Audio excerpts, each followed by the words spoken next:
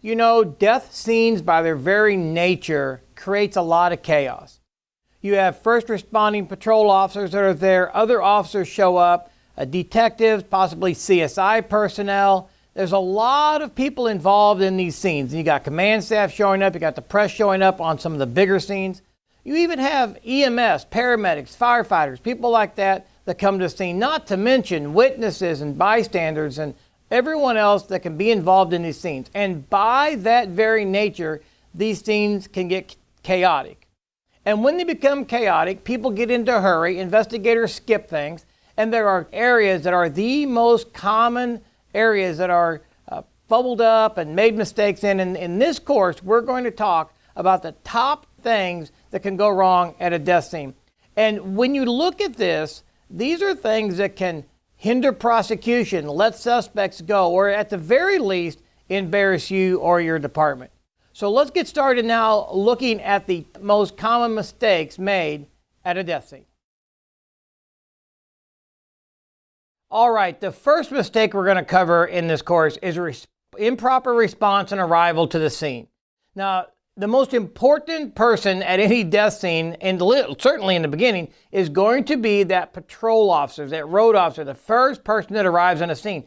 They see so much and hear so much and involved in things so much from the beginning that as the hours go by, things change dramatically. And so when the first responding officer, if they don't respond correctly and secure the scene and the immediate surroundings, a lot of evidence can get lost. So that's one way that improper response and arrival to the scene can be a problem, because they do not respond correctly and they don't secure the area. Also, uniformed officers a lot of times do not stop or detain people that are milling around or leaving.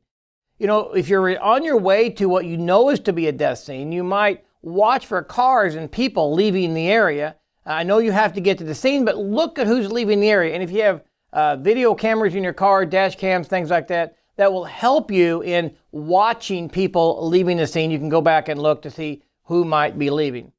And then it is not uncommon for other officers that's gotten to the scene to gather in a secure area while waiting for other detectives or CSI or something like that.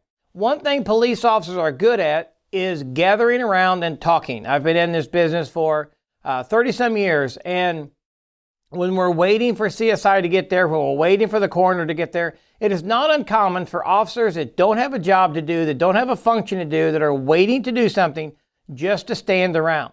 The problem is they stand around inside the crime scene, and then they're adding to the evidence and the destruction of evidence in the scene. And then also, the first responding officers sometimes do not notify investigators. They either fail to notify them or they notify them late.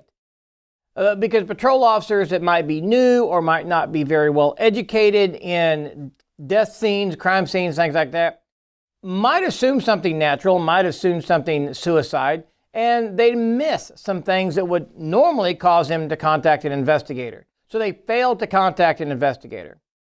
Also, many times they fail to detain people at the scene, and a lot of times that could be your suspect still at the scene. But if patrol officers, first responding officers aren't detaining those people at the scene, your suspect might get away. And then failing to separate witnesses. You know, I can't tell you the number of times I've been to a scene and I'll ask people, are there any witnesses? Anybody witness what happened or have any information to what happened? And somebody will point me to a group of people standing around waiting to be interviewed. The problem with that is they're standing around talking about what they've seen, and they're changing each other's stories. Even if they don't mean to, one person might have seen something from one perspective, but after hearing others talk about it, they change their mind or they change their story. They may actually be right, but because others in the group have seen something different, they may think to themselves, well, I must not have seen it that way, or these people think this, so that must be what it is. And they all kind of get their story straight. Now, certainly it could be because they're trying to throw off the investigation, but sometimes it's just because that's what group dynamics is like. So allowing witnesses to be together is a huge mistake, so they need to be separated. And then finally, failing to properly determine scene boundaries. I've seen a lot of times where officers arrive on the scene and they stretch out some yellow crime scene tape, but they make such a small area of it. And people are milling around outside the yellow tape, which in theoretically is okay, but it is such a small area that they're still actually inside a crime scene or an evidentiary area that can be contaminated. So first responding officers need to make a wide area around the crime scene with crime scene tape, recording things off or whatever. The lead investigator can get there. They can change that. They can modify how they want it. But one of the mistakes made is not cordoning off a big enough area. So mistake number one, improper response and arrival to the scene. Another extremely critical mistake made by investigators when investigating death is responding to a scene with a preconceived notion of what they're going to. This can be really critical when you're responding to a scene, you're being told that something's a suicide. It's not always a suicide. So let's go in, let's talk about it, let's look at some examples.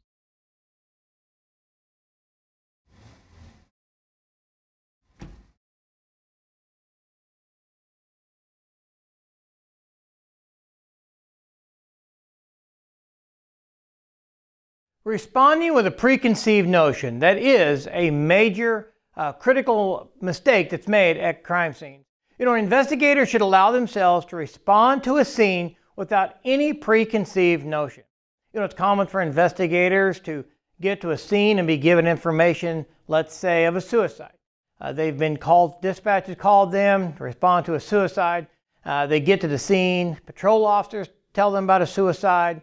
They look at this as a suicide. Even patrol officers get to a scene and they look at something that is likely suicide. It could be probable suicide, but they get a level of thinking that, well, this is a suicide or this is a natural causes death. And having that preconceived notion makes us find evidence to fit our preconceived notion. So we should always look at a scene as, here is someone who is dead. How did they die? And then what manner of death are we going to assign to that? We never want to show up to a scene to investigate a suicide, thinking that it's a suicide going in, and then finding facts to fit that. Because what can happen many times is when we do that, we will end up finding other evidence later which will refute our original claims. Or if it is a little bit of an ambiguous case, then we need to just rule it as an undetermined.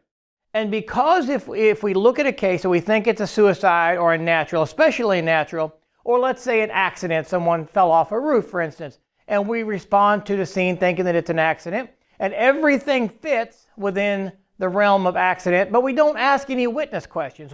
We rush the scenes, we rush the investigation, and we don't really talk to anybody because one person said he fell off the roof, and that's enough for us. And we don't do any other questioning. We don't look at the roof. We don't do anything about safety gear. Was there any safety gear in place?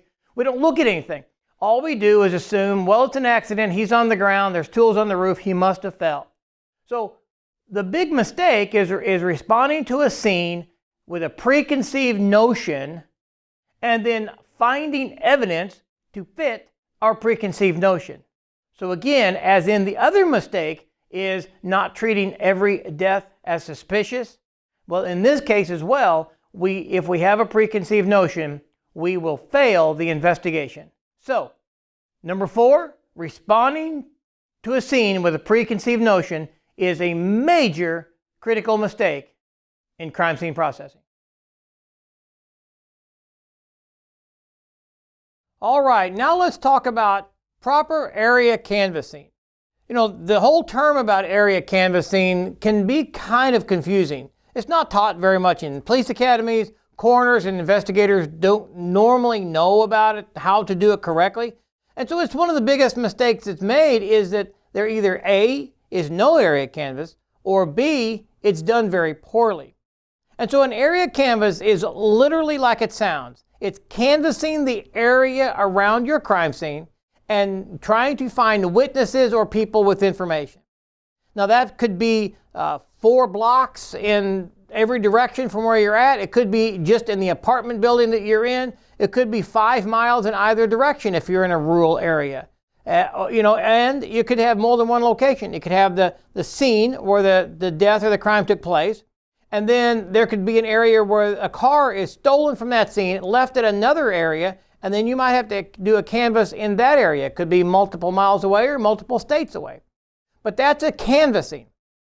Now, the mistake comes in, and primarily in that it's not done, because it seems like it takes too much time, or it's just something that isn't considered important. And then the second mistake is if it is done, it's not done correctly or with any organization. So to do a proper area canvass, the one person that's in charge of the scene should come up with the questions that he or she needs answered. And then create a form with all of those questions on it. And of course, the top would be the address of the person, of where they stopped, the person's name, phone number, things like that. And then you send your police officers, detectives out in certain streets and certain areas, knocking on doors, and you ask everyone the same question. If you don't ask them all the same question, then you're going to get varied results. You come back after all the forms are completed and collected in that area, and then you sit down and you start putting these things together. If you have 6 people asking 6 different directions, it's not going to really help your case. So you want everybody asking the same questions, going the directions and the areas that you sent them to, and not to miss any addresses. And if an address is missed, you have to make sure you can send somebody back, because that could be the person with the information. Also, don't discount what we call hearsay or hear evidence. It doesn't have to be eyewitness, it can be ear witness. Sometimes when you're doing an area canvassing, you'll run into somebody that will say, look, I don't know for sure, but this is what I've heard. That's great information for you. The person probably can't testify about it in court, but they could certainly give you the information, and then you can go and take it from there and see if it leads to anything. So area canvassing is important, and it's all too often not done correctly. So this mistake it needs to be thought about and rectified as you go forward. Get a system, get a plan, read some articles, decide on the best way to do it, and then on your next big case, organize an efficient and effective area canvass.